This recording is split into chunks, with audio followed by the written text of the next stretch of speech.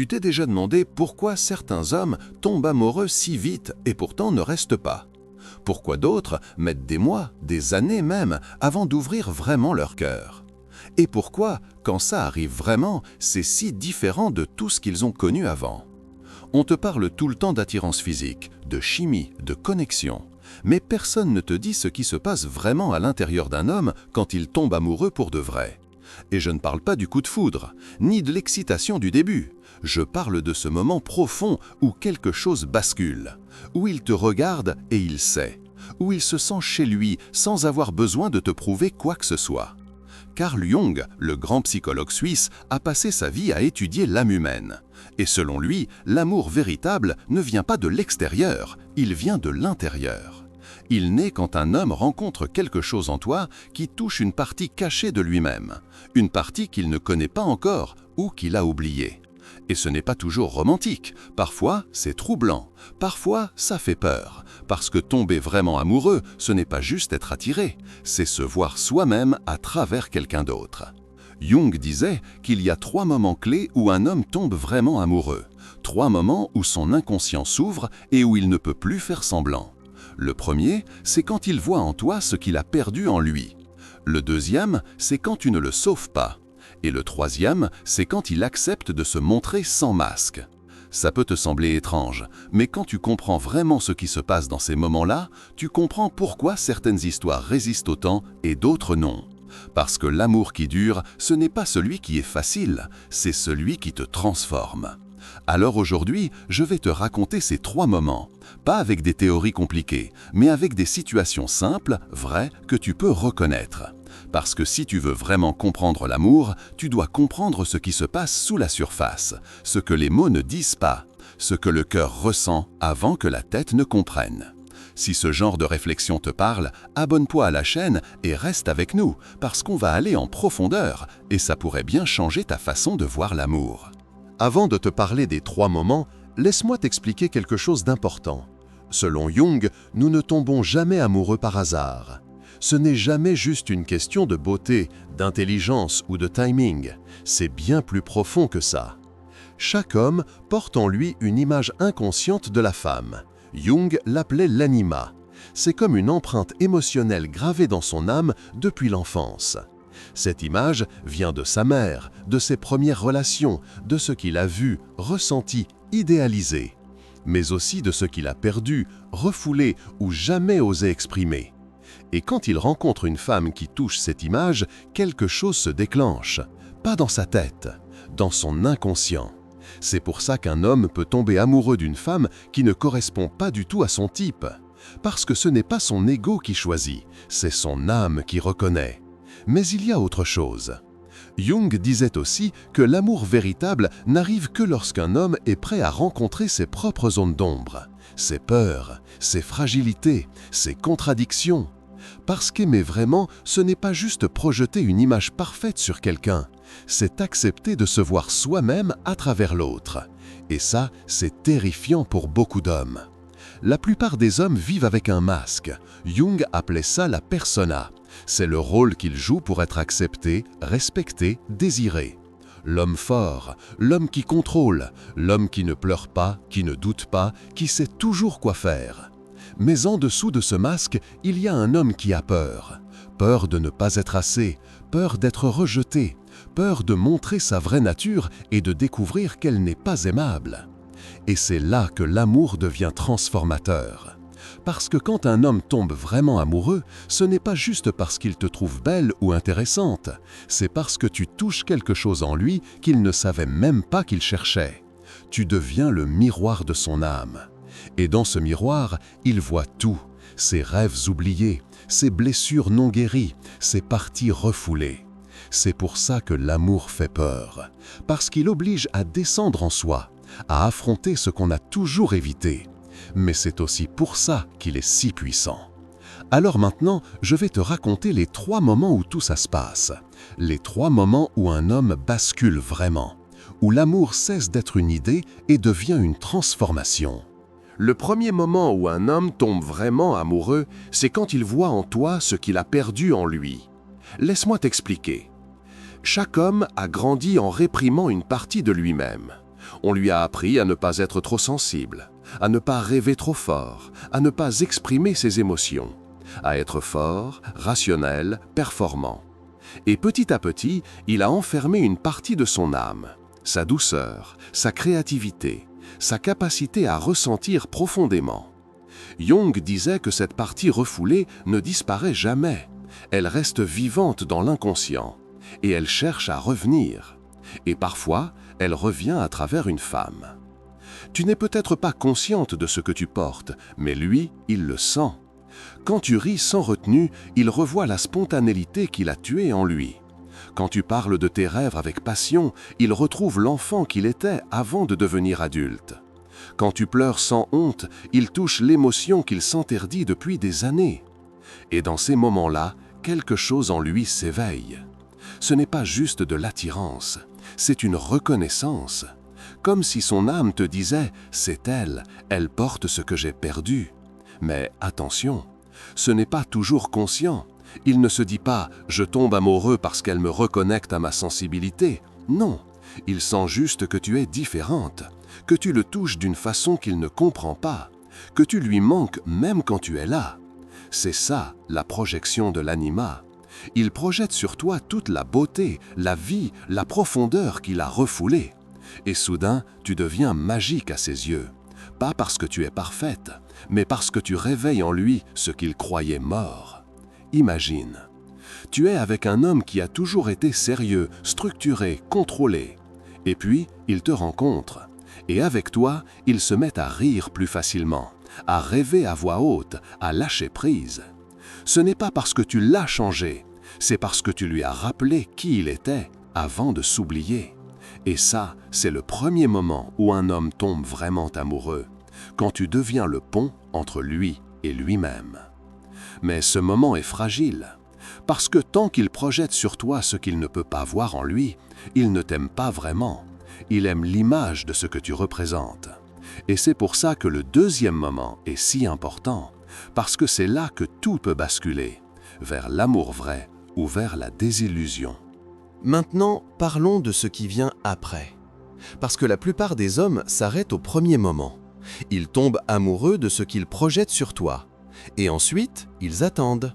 Ils attendent que tu les sauves, que tu combles leur vide, que tu sois la solution à tout ce qui leur manque. Et toi, peut-être que tu essayes. Tu veux être à la hauteur de cette image qu'il a de toi. Tu veux être la femme qui le rend heureux, complet, vivant. Alors tu donnes, tu t'adaptes, tu te plies. Et au début, ça marche, parce qu'il te voit comme sa lumière, sa muse, sa raison de se lever le matin. Mais avec le temps, quelque chose se brise. Parce que tu ne peux pas porter l'âme d'un autre. Tu ne peux pas être responsable de sa joie, de sa vie intérieure, de son équilibre. C'est trop lourd. Et lui, il commence à ressentir quelque chose d'étrange. Il t'aime toujours, mais il se sent étouffé, dépendant, comme s'il avait besoin de toi pour respirer. Et ça lui fait peur. Alors parfois, il recule, il prend ses distances, il devient froid, absent, irritable. Pas parce qu'il ne t'aime plus, mais parce qu'il a peur de ce qu'il ressent, peur d'avoir perdu son autonomie, peur de ne plus savoir qui il est sans toi. Et toi, tu te sens abandonné. Tu te demandes ce que tu as fait de mal, pourquoi il change, pourquoi tu ne suffis plus. Mais en vérité, ce n'est pas ta faute. C'est juste que l'amour ne peut pas fonctionner comme ça. Jung disait que beaucoup de relations échouent ici, parce que les deux personnes confondent amour et projection. Ils pensent que l'autre doit les compléter, mais en réalité, personne ne peut compléter quelqu'un d'autre. On ne peut que se rencontrer, s'accompagner, se refléter. Et pour que ça arrive, il faut passer par le deuxième moment, le moment où tu ne le sauves pas, parce que c'est là que l'amour devient réel. Quand il comprend que tu n'es pas sa solution, que tu es juste une femme, avec tes propres peurs, tes propres blessures, tes propres limites, et que ce n'est pas ton rôle de le guérir, c'est le sien. Ce moment-là est douloureux, parce qu'il doit lâcher l'illusion, il doit arrêter de te voir comme une déesse et commencer à te voir comme un être humain. Mais c'est aussi le moment où l'amour peut devenir profond, parce que pour la première fois, il ne tombe plus amoureux d'une image, il tombe amoureux de toi, de la vraie toi. Et pour que ça arrive, tu dois faire quelque chose de très difficile. Tu dois arrêter d'essayer de le sauver. Le deuxième moment où un homme tombe vraiment amoureux, c'est quand tu ne le sauves pas. Et je sais que ça peut te sembler contre-intuitif, parce qu'on t'a toujours dit que l'amour, c'est donner, c'est être là, c'est soutenir. Et c'est vrai. Mais il y a une différence entre soutenir quelqu'un et porter sa vie à sa place. Quand tu essaies de le sauver, tu lui dis inconsciemment « tu n'es pas capable tout seul ». Et lui, il le sent. Il sent que tu le vois comme quelqu'un de brisé, quelqu'un qui a besoin d'être réparé. Et ça nourrit exactement la blessure qu'il essaie de fuir depuis toujours. La blessure de ne pas être assez. Alors il devient dépendant de toi, de ton regard, de ta validation, de ta présence. Et petit à petit, il perd sa force, il oublie qui il est. Il devient une version de lui-même qui existe seulement à travers toi. Et toi, tu t'épuises, parce que tu donnes, tu donnes, tu donnes. Et lui, il prend, il prend, il prend, sans jamais vraiment se retrouver. Mais quand tu arrêtes, quand tu poses une limite, quand tu dis « je ne peux pas vivre ta vie à ta place », quelque chose change. Au début, il peut paniquer, se sentir rejeté, se refermer. Mais si tu tiens bon, si tu restes présente sans prendre sa douleur sur tes épaules, si tu l'aimes sans le sauver, il doit faire face à lui-même. Et c'est là que la vraie transformation commence. Parce qu'il comprend que tu n'es pas là pour combler son vide, tu es là pour marcher à ses côtés. Mais c'est lui qui doit avancer. Jung disait que c'est dans ce moment que l'anima cesse d'être une projection et devient une rencontre. Il ne te voit plus comme la femme idéale, il te voit comme toi, avec tes limites, avec tes propres besoins, avec ta propre vie. Et paradoxalement, c'est là qu'il tombe encore plus amoureux. Parce qu'il découvre que tu es réel, que tu n'es pas juste une image dans son imagination, que tu es une femme qui existe indépendamment de lui. Et ça, c'est sexy. Pas dans le sens superficiel, mais dans le sens profond. Parce qu'il réalise que tu n'as pas besoin de lui pour exister. Tu choisis d'être avec lui. Et ça change tout. Imagine, un homme qui a toujours pensé qu'il devait être parfait pour être aimé.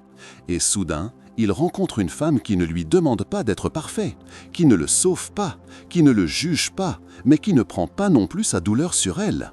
Elle dit simplement « Je suis là, mais c'est ton chemin ». C'est libérateur. Et c'est dans cette liberté que l'amour vrai peut naître. Mais pour que ça arrive vraiment, il reste un dernier moment, le plus difficile, le plus transformateur. Le moment où il accepte de se montrer sans masque. Ce qui se passe entre le deuxième et le troisième moment, c'est quelque chose de très silencieux. Quelque chose que tu ne vois pas forcément de l'extérieur, mais qui est en train de se produire en lui. C'est le moment où il commence à faire face à son ombre. Jung disait que l'ombre, c'est tout ce qu'on a refoulé, tout ce qu'on ne veut pas voir de soi, les parties qu'on juge faibles, honteuses, inacceptables. Pour un homme, c'est souvent sa vulnérabilité, sa peur de ne pas être à la hauteur, sa tristesse enfouie, sa colère non exprimée, ses doutes profonds. Toute sa vie, on lui a dit de cacher ça, d'être fort, de ne pas montrer ses failles, de ne jamais admettre qu'il a peur ou qu'il ne sait pas. Alors, il a construit un mur. Et derrière ce mur, il a enfermé toutes ses émotions vraies. Mais quand il tombe vraiment amoureux, ce mur commence à se fissurer.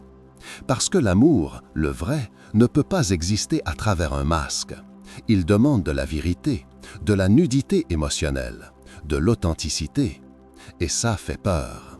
Alors il résiste, il se ferme, il se protège. Mais en même temps, une partie de lui sait.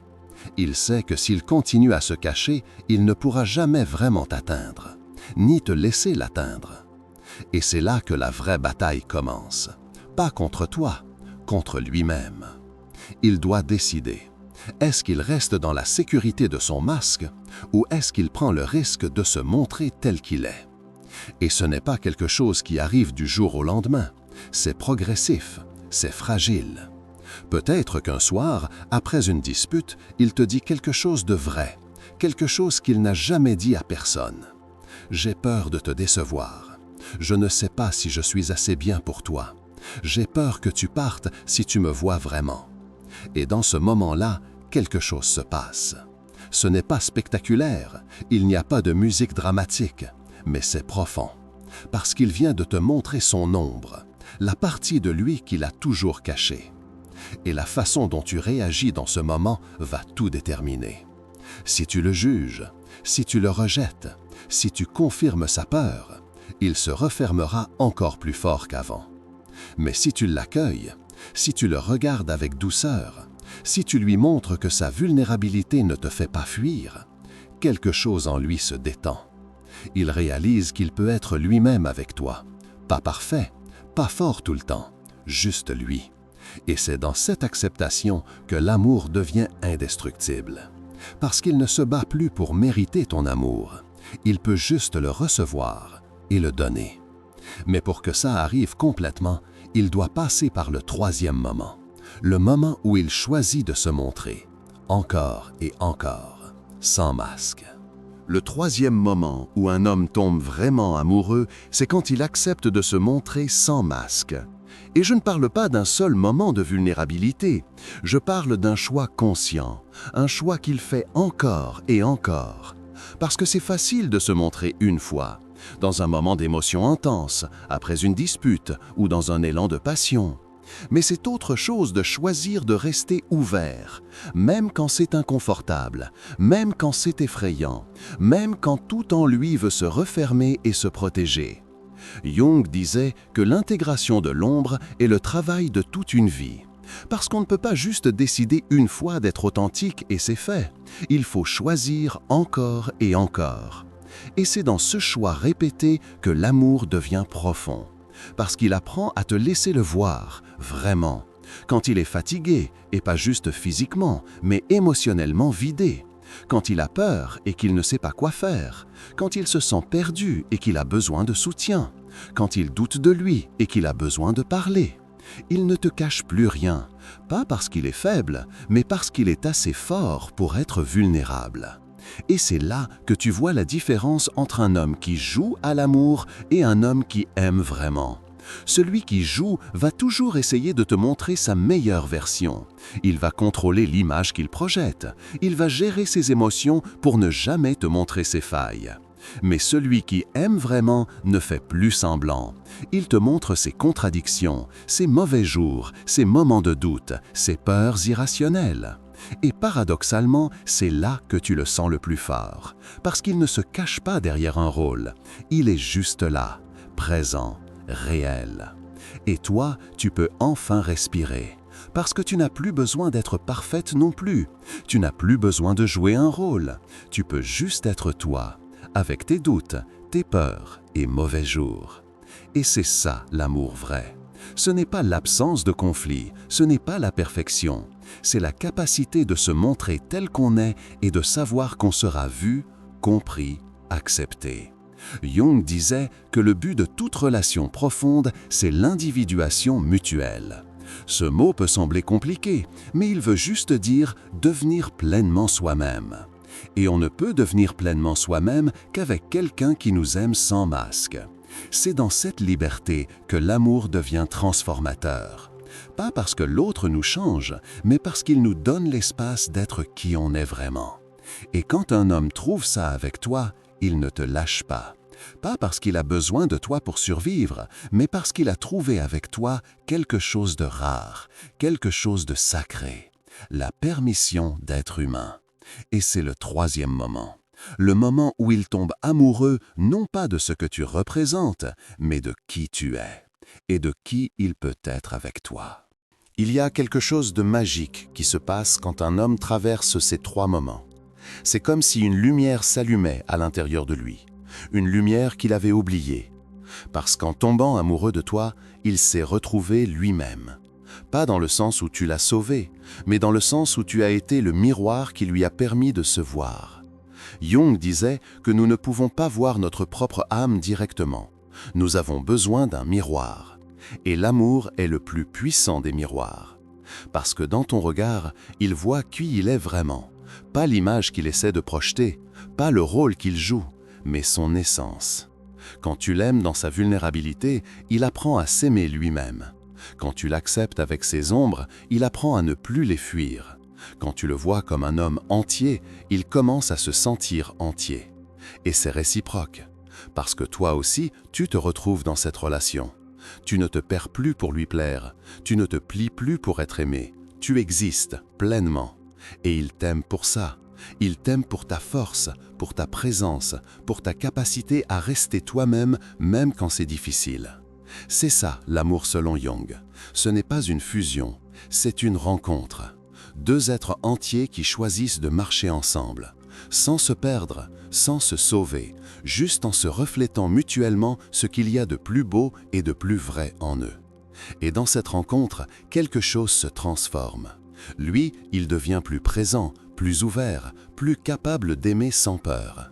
Toi, tu deviens plus confiante, plus ancrée, plus capable de recevoir l'amour sans douter.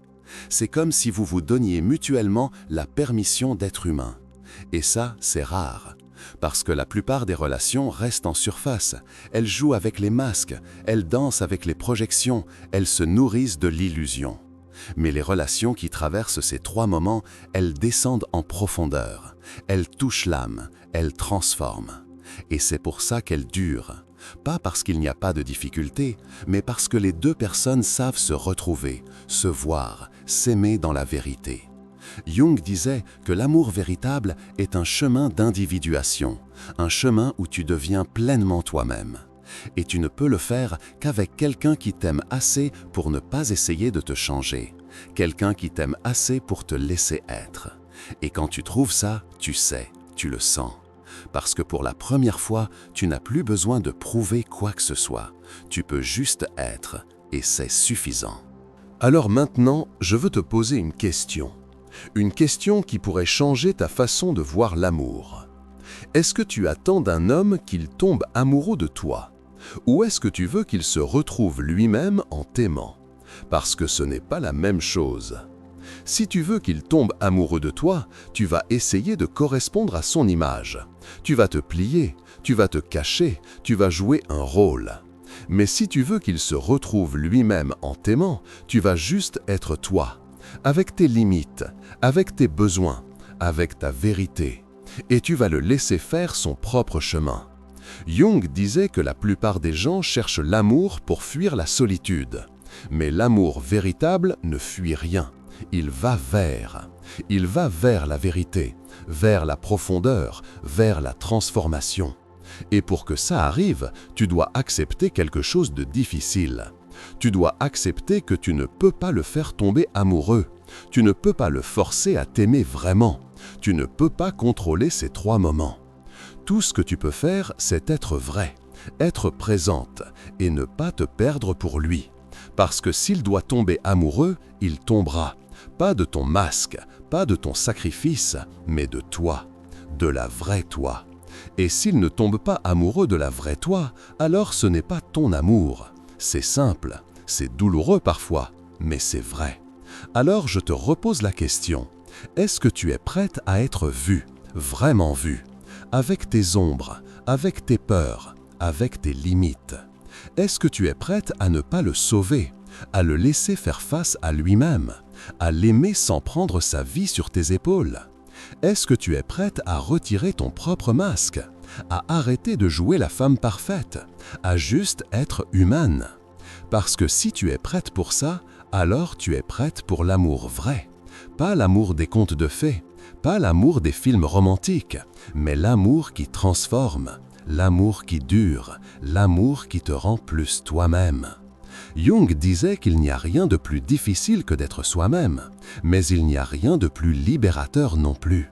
Alors peut-être que la vraie question n'est pas « comment faire tomber un homme amoureux », mais plutôt « comment est-ce que je peux m'aimer assez pour ne plus avoir besoin de jouer un rôle ?»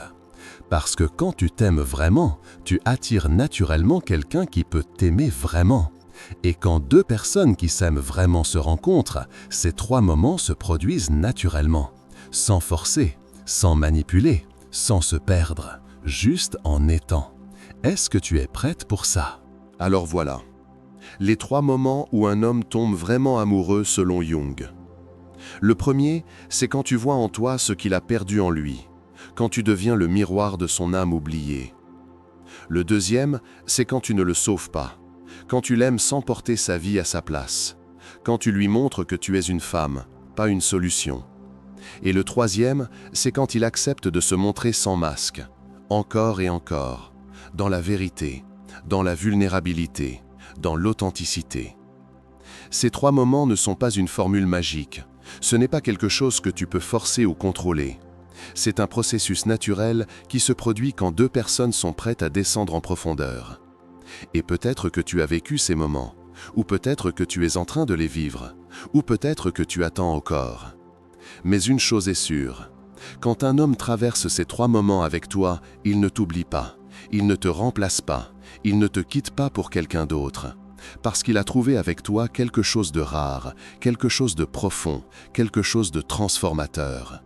Il a trouvé la permission d'être lui-même, et ça, on ne la trouve pas partout. Alors si tu veux vivre ce genre d'amour, commence par toi. Commence par retirer ton propre masque, par accepter tes propres ombres, par t'aimer dans ta vulnérabilité. Parce que tu ne peux pas demander à quelqu'un de faire ce que tu n'es pas prête à faire toi-même. Et quand tu seras prête, tu verras, l'amour vrai viendra naturellement.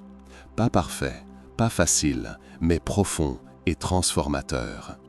Jung disait que le but de l'amour n'est pas le bonheur, c'est la transformation. Et peut-être que c'est ça qui fait peur, parce qu'on nous a toujours dit que l'amour devait être léger, facile, romantique. Mais l'amour véritable est profond. Il demande du courage, il demande de la vérité, il demande de descendre en soi. Et c'est exactement pour ça qu'il vaut la peine. Parce qu'à la fin, tu ne seras pas juste en couple, tu seras plus toi-même, plus entière, plus libre. Et lui aussi. Et ensemble, vous créerez quelque chose de rare, une relation où vous pouvez être humain, avec vos forces et vos failles, avec vos lumières et vos ombres. Une relation où l'amour n'est pas un refuge, mais un chemin de transformation. Alors voilà, c'est tout ce que j'avais à te dire aujourd'hui.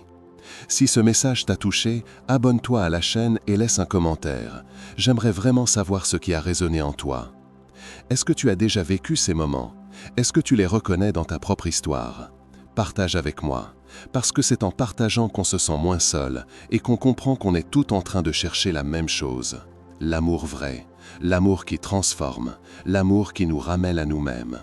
Merci d'avoir été là, on se retrouve très bientôt.